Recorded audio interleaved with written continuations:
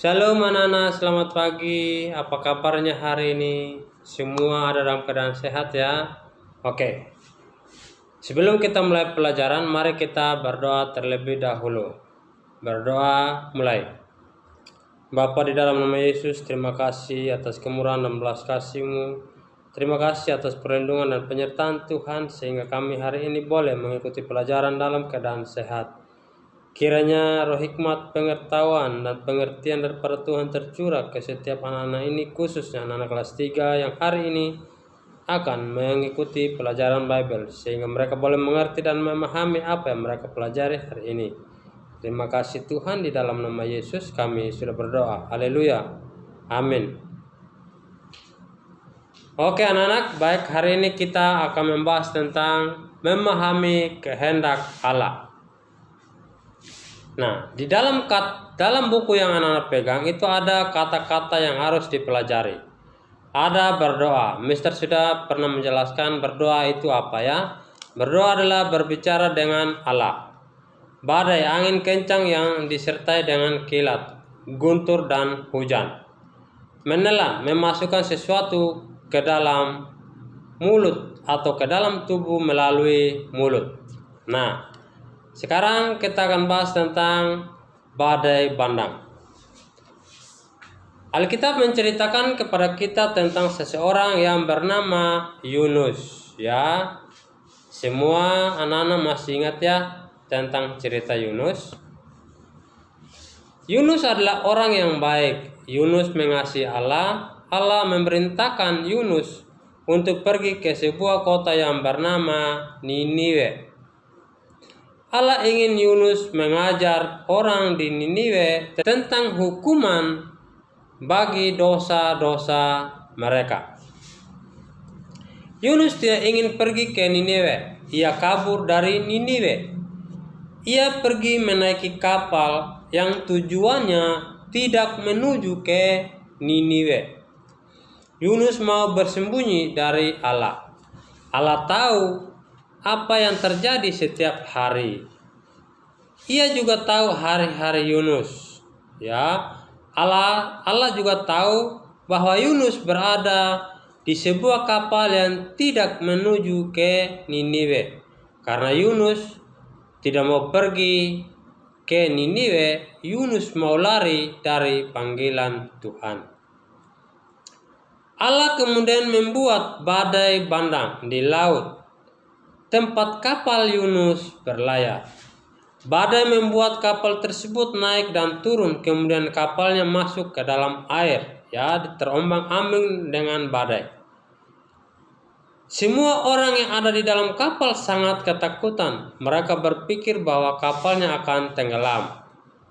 Orang-orang mulai berdoa kepada Tuhan mereka masing-masing untuk meminta agar mereka diselamatkan oleh Tuhan mereka masing-masing.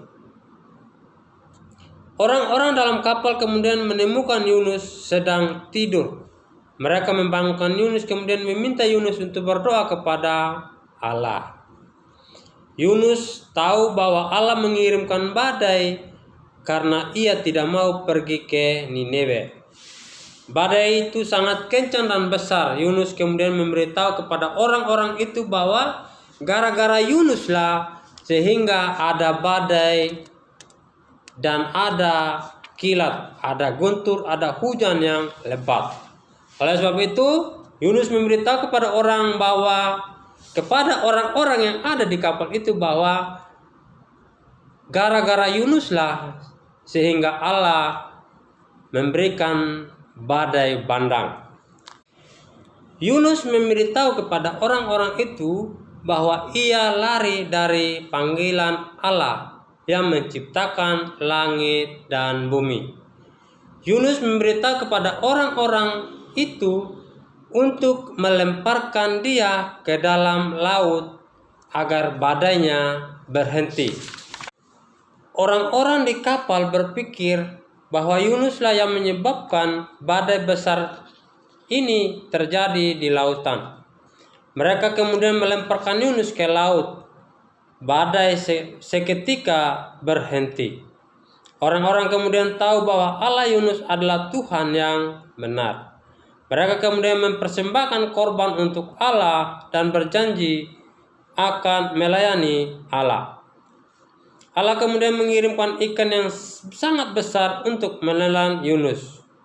Yunus ada di dalam ikan besar tersebut selama 3 hari 3 malam. Selama ia berada di dalam ikan, ia berdoa kepada Allah. Keselamatan ada pada Allah.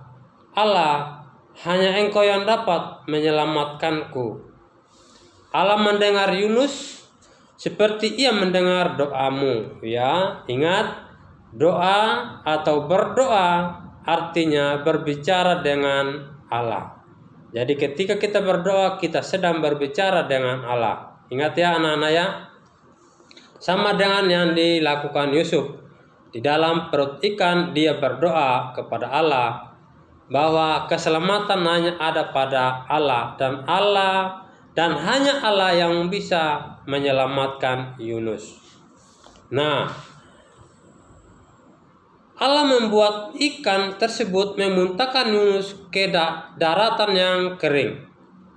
Kemudian Allah memberitahu Yunus lagi untuk pergi ke Niniwe. Kali ini Yunus menuruti perintah Allah. Yunus pergi ke Niniwe untuk memberitahu orang-orang Niniwe bahwa Allah akan menghukum mereka 40 hari lagi. Orang-orang Niniwe tahu bahwa mereka berdosa dan mereka mau berhenti melakukan dosa. Allah melihat mereka berhenti berbuat dosa. Allah mengasihi mereka dan mengampuni mereka. Allah tidak menghukum mereka. Sekarang orang-orang Niniwe tahu siapa Tuhan yang benar. Nah, anak-anak, ingat, Mister hanya mau menyampaikan bahwa ketika anak-anak melakukan sesuatu hal di rumah, apapun itu yang diperintahkan oleh papa, oleh mama, anak-anak tidak boleh meninggalkan begitu saja. Ya, anak-anak harus menyelesaikan apa yang diperintahkan ayah dan ibu di rumah. Ya, harus dikerjakan dengan rasa tanggung jawab yang penuh. Tidak boleh mama suruh nyapu misalnya, mama suruh bersih-bersih misalnya, anak-anak harus melakukannya. Atau mama atau papa suruh belajar, anak-anak harus belajar. Ya, itu yang Mister sampaikan hari ini. Nah, di halaman 29-30 ada tugas. Mister berharap anak-anak mengerjakan tugas-tugas ini dengan baik dan benar. Tentu saja Mister berharap anak-anak selalu baca buku ini supaya nanti pada saat UAS anak-anak bisa menjawab soal-soal yang Mister akan berikan. Tanggal 24 kita sudah UAS. Jadi Mister berharap anak-anak bisa belajar dengan tekun, dengan giat, lebih baik lagi untuk mendapatkan nilai yang lebih baik lagi. Oke anak-anak, selamat belajar. Tuhan Yesus memberkati.